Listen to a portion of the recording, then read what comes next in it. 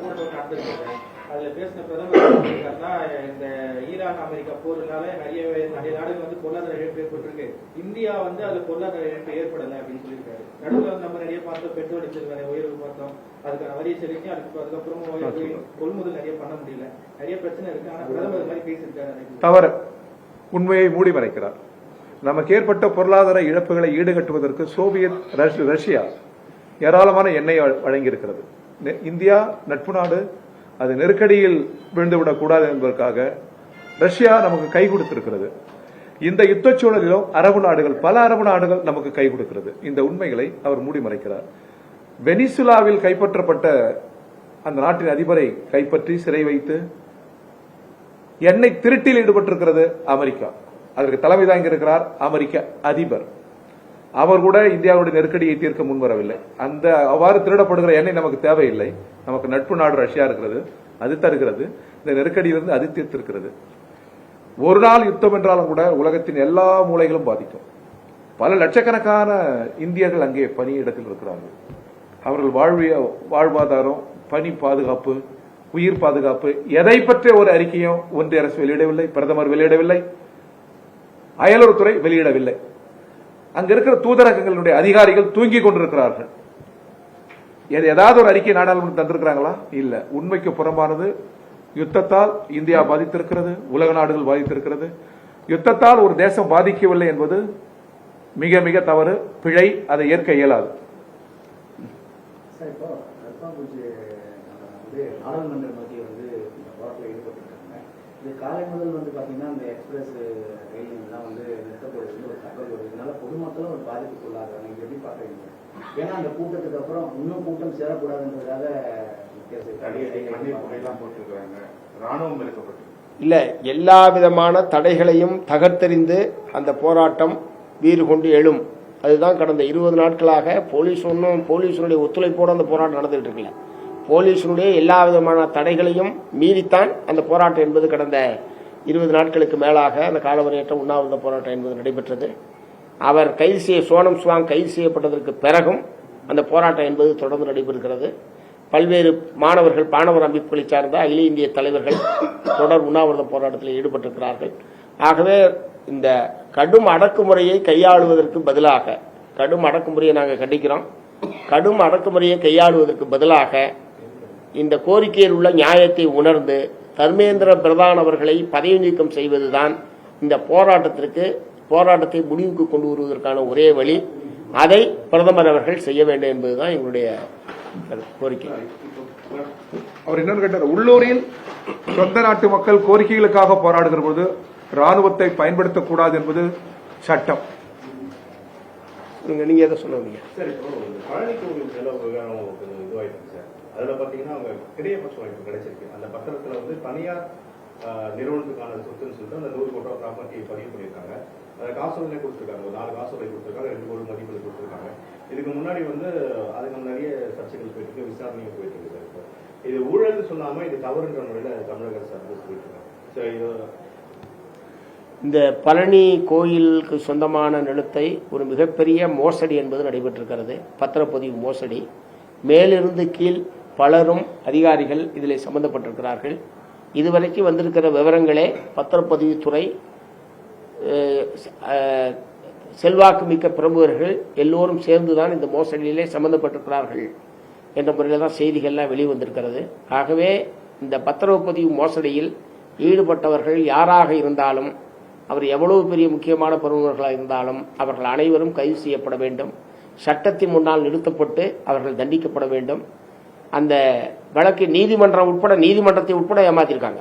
பத்திரப்பதிவு நீதிமன்றத்தை உட்பட ஏமாற்றி ஏற்கனவே இருக்கிற வழக்குகளை பற்றியெல்லாம் நீதிமன்றத்துடைய கவனத்துக்கு கொண்டு செல்லாமல் ஒரு மிகப்பெரிய மோசடி இது. அநேகமாக தமிழ்நாட்டில் நடைபெற்றிருக்கிற மிகப்பெரிய மோசடின்னு சொல்லலாம். ஏக்கர் அளவு சொல்ல. ஆனால் இதிலே வந்திருக்கிற விவரங்கள் பூரா ஒரு மிகப்பெரிய மோசடியிலே பலரும் சம்பந்தப்பட்டிருக்கிறார்கள் என்கிற விவரங்கள் என்பதுதான் வந்திருக்கிறது. சிபிசிஐடிக்கு வழக்கு ஒப்படைக்கப்பட்டு விசாரணை என்பது நடைபெற்றுக் கொண்டிருக்கு. அது முறையாகவும் நேர்மையாகவும் அந்த விசாரணை என்பது நடைபெற வேண்டும்.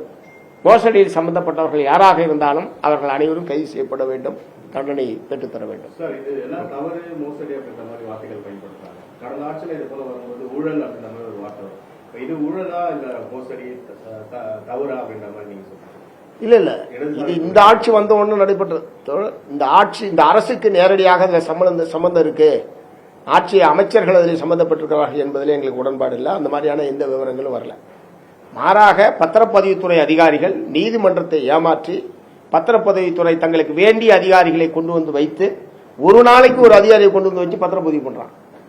சோ அதிகாரிகள் மட்டத்தில் ஒரு கூட்டு மோசடி என்பது நடைபெற்றிருக்கிறது என்பதுதான் இதுவரைக்கும் வந்திருக்கிற விவரம். அந்த அடிப்படையில் அதில் நடவடிக்கை எடுக்க வேண்டும் என்பதுதான். இல்லைங்கய்யா, அப்போ சொல்ல வருது பாத்தீங்கன்னா அந்த பத்திரப்பதிவுத்துறை அமைச்சருக்கு கீழே இது நடைபெற்று இருக்குது, அவர் கவனத்துக்கு எடுத்து செல்லாம இது நடைபெற்று இதுவரைக்கும் வந்திருக்கிறவரும் அப்படிதான் தெரியுது. அதனாலதான் அவரு இந்து அறநிலையத்துறை அமைச்சரே நேரடியாக இதுல போய் தலையிட்டு நடவடிக்கைக்கு மற்றதுக்கெல்லாம் அவரே தானே முன்னாடி முனைப்பார் இருந்து செயல்பட்டு இருக்காரு. ஏன்னா ஒரு இந்து அறநிலையத்துறை கட்டுப்பாடு இருக்கக்கூடிய இடம், அவங்க ஒரு என்வைசி கொடுக்கணும், அது ஒரு ஐஏஎஸ் ஆபீசர். அதான் மோசடின்னு சொல்லி வச்சாங்க. மோசடினா அது மிகப்பெரிய மோசடின்னு சொன்னதுக்கு பிறகு அது ஒவ்வொன்றையும் போய் தனியாக சொல்ல அவசியம் கிடையாது. மிகப்பெரிய மோசடி, பல உயர்மட்ட அதிகாரிகள் அதில் சம்பந்தப்பட்டிருக்கிறார்கள். ஆகவே அவர்கள் அனைவரும் கைது செய்யப்பட வேண்டும். பல ஆண்டுகளாக ஒடுக்கப்பட்டு வருகின்ற தூய்மை பணியாளர்கள் இந்த ஆட்சியிலேயாவது நிரந்தரம் செய்யப்படுவார்கள். நீங்க சொல்றீங்களா? தூய்மை பணியாளர்கள் அது ஊராட்சி மட்டத்தில் இருந்தாலும் சரி, மாநகராட்சியில் இருந்தாலும் சரி, நகராட்சியில் இருந்தாலும் சரி, தூய்மை பணியாளர்கள் அனைவரும் நிரந்தரம் செய்யப்பட வேண்டும் என்பது இடதுசாரி கட்சிகளுடைய நீண்டகால கோரிக்கை. ஒரு குறிப்பிட்ட கால வரைக்கும் அவர்கள் அனைவரும் நிரந்தர பணியாளர்களாகத்தான் தமிழகத்தில் இருந்திருக்கிறார்கள்.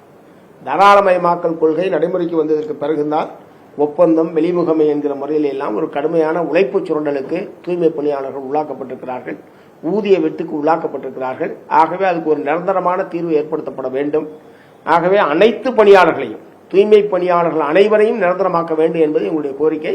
அந்த கோரிக்கையை தொடர்ந்து வற்புறுத்தி எங்களுடைய போராட்டம் என்பது நடைபெறும். அடிஷனலா ஒண்ணு நீங்க சொன்னதுக்காக, கொரோனா காலத்துல ராணுவத்துக்கு நிகரா மக்கள் பணி செய்தது தூய்மை பணியாளர்கள். தங்கள் உயிரையும் பணையும் வைத்து அதை ஒன்றையாவது நினைவில் வைத்து அவர்கள் கோரிக்கைகளை அரசு நிறைவேற்ற வேண்டும். இது குறித்து உங்களோட அழுத்தம் சட்டமன்றத்தில் இருக்குமா? இங்கே அதை விட கட்சி சார்பிலே பெரிய அழுத்தம் பண்றோம், தெருவில் போராடுறோம். சட்டமன்றத்தில் இதை விட இன்னும் அதிகமா சட்டமன்றத்தில் கட்டாயம் ஏற்படுத்தும். உங்களுக்கு சந்தேகம்? அதே சந்தேகம். நாங்க முதல்வரை ஒரு நிமிஷம், முதல்வரை நாங்கெல்லாம் கூட்டம் சந்தித்து வெளியில் வந்தவுடன் முதல் கோரிக்கையை அதான் சொன்னோம். அவர்கிட்ட அதான் சொன்னோம், உங்ககிட்ட அதான் சொன்னோம். எப்பயுமே எளிய மக்கள், தொழிலாளர்கள், ஏழைகள் அருகில் இருந்து எங்கள் குரல் சமரசம் இல்லாமல் ஒலிக்கும் என்பதுதான் இதன் பொருள். ஒரு விஷயம் என்னன்னா, நீங்க தமிழ்நாட்டுல பெரியார் ஆட்சி, சமூக நீதி ஆட்சி நடக்குதுன்றோம். நீங்க கடந்த காலம் பார்த்தா தெரியும், சமூகத்துல சாதிய விஷயங்கள்ல சேவை சாதிகள்னு சில சாதிகள் இருந்தது. அந்த சேவை சாதிகள் தொழிலாளி கேட்டகரிலையும் வரமாட்டாங்க, ஊழியர்களாகவும் வரமாட்டாங்க. அவங்களுக்கு கொடுக்கறதுக்கு சம்பளம் பாத்தீங்கன்னா, சம்பளம்ன்றது வராது, கூலின்றது வராது, அவங்களுக்கு தானம்ன்றதும் வராது. அது என்னதான் பொருளை சொன்னாங்க, சுதந்திரம்ன்றாம்பா அப்படின்னு ஒரு பொருள் சொல்லுவாங்க. அப்படின்னா அவங்களுக்கு உணவு கொடுக்கலாம். நீ சேவை செய்யறதுன்றது கட்டாயமா இந்த சேவை சாதிகள் இது மட்டும் இல்ல, கூட்டுவது, பெருக்குவது, முடி திருத்துவது, சலவை தொழில் செய்வது, அது மாதிரி இடுகாட்டுல பிணமெரிப்பது, இப்படிப்பட்ட சேவைகள் செய்வதற்கான சில சாதிகள் இருந்தது சமூகத்துல. அவங்களுக்கு கூலி இல்லை, அவங்களுக்கு இது போன்ற சிக்கல்கள் இருந்தது. ஆனா அதெல்லாம் மாறி இவ்வளவு தூரம் வந்த பிறகு சுதந்திர நாட்டில் இன்னும் எங்கேயோ மிச்ச சொற்ற மண்டக்குள்ள இருக்கு. இவங்க என்ன கேட்டாங்க, என்ன தனியார் மய கொண்டு போகாத, எனக்கு பணி நிரந்தரம் கூட, நான் நகராட்சியிலே வேலை செய்யறேன்னு சொன்னாங்க. அரசு என்ன பண்ணுச்சு, உணவு கொடுக்குதுன்ற, உணவு கேட்கிற கோரிக்கை அவங்க கோரிக்கையே இல்லைன்ற. அப்ப என்ன சிக்கல்னா, நீ சேவை சாதி, நான் திரும்ப சொல்றேன், நான் கூலி போராட்டத்துக்கு மட்டும் பண்ணல, நம் மனிதர்களா அவர்களை சொல்றதற்கும், அவர்கள் நான் கூலின்னு என்ன ஏத்துக்க, என் தொழிலாளின்னு ஏத்துக்க. நீ கூலினே ஏத்துக்க மாட்டேன்ற, தொழிலாளினே ஏத்துக்க மாட்டேன்ற. கூலி தொழிலாளின்னு நீ ஏத்துக்கிட்டாதான் நீ சம்பளம் பத்தி பேச முடியும். மண்டல என்ன இருக்குன்னா, அரசுகிட்டயோ மற்ற ஆட்சியாளர்கள்ட்டையோ கூலின்ற விஷயங்களே நீ ஏத்துக்கல. நீ உன்னை தொழிலாளியா நான் ஏத்துக்கல, நான் தொழிலாளியா ஏத்துக்கிட்டாலும் உனக்கு கூலி பத்தி நான் பேச முடியும். நீ சேவை செய்யற சாதி, உனக்கு சோறு கொடுத்தா போதும், உனக்கு வண்டி கொடுத்தா போதும், உனக்கு வேலை செய்யறதுக்கு செஞ்சு கொடுத்தா போதுன்ற புத்தி எங்கேயும் இருக்கு. இதை நம்ம அரசாங்கத்துல அடி கொடுக்கணும்னு நினைக்கிறோம். இதுதான் ரொம்ப அடிப்படையானதுன்ற விஷயங்கள் நினைக்கிறோம். தோழர் சொன்ன மாதிரி இவர்கள் அதிகாரத்துக்கு வர வேண்டும் என்பதுதான் இடதுசாரிகளின் அரசியல் கொள்கை. தொடரக்கூடாதுன்னு நினைக்கிறோம், சாப்பிட போலான்னு நினைக்கிறோம், தொடரக்கூடாதுன்னு நினைக்கிறோம், இப்ப சாப்பிட போலான்னு நினைக்கிறோம். சொல்லுங்க. கைது பண்ணிருக்காங்க, அதுக்கு முன்னாள் முதலமைச்சர் ஸ்டாலின் எதிர்ப்பு தெரிவிச்சிருக்காரு. இது சாத்தானின் ஆட்சியா, விமர்சனத்தை கூட ஏற்றுக்க முடியாத கைது நடவடிக்கை, பழிவாங்க நடவடிக்கை சொல்லியிருக்காரு. இல்ல, அவர் எம்எல்ஏ என்ன பேசுறாருன்னு தெரியாது. அவர் என்ன பேசுறாருன்னு தெரிஞ்சா அதுக்கு பதில் சொல்லலாம். சொல்லுங்க. இல்ல, அவர் ஏதோ கேட்க இப்போ குறிப்பா ஆனந்த் அமைச்சர் கலந்து கொள்ளக்கூடிய நிகழ்ச்சியில பாத்தீங்கன்னா முதலாவது அவங்க ஐயா கவனத்துக்கு வந்திருக்கோம். திருவொற்றியூர்ல அந்த காலணிகளை எடுக்க வச்சு தூய்மைப்பாளர் எடுக்க வைத்த சம்பவம் ஒண்ணு.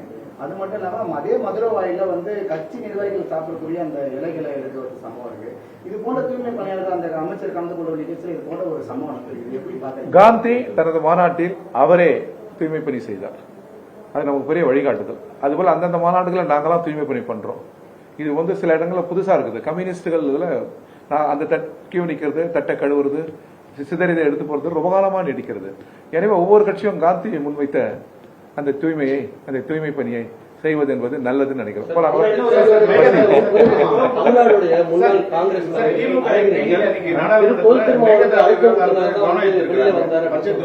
அந்த மாதிரி 13 உங்களுக்கு ஏதாவது திமுக ஏதாவது அழுத்தம் கொடுத்தா சார்? நண்பர்களுக்கு பரபரப்பான செய்தி கிடைக்கலையோ?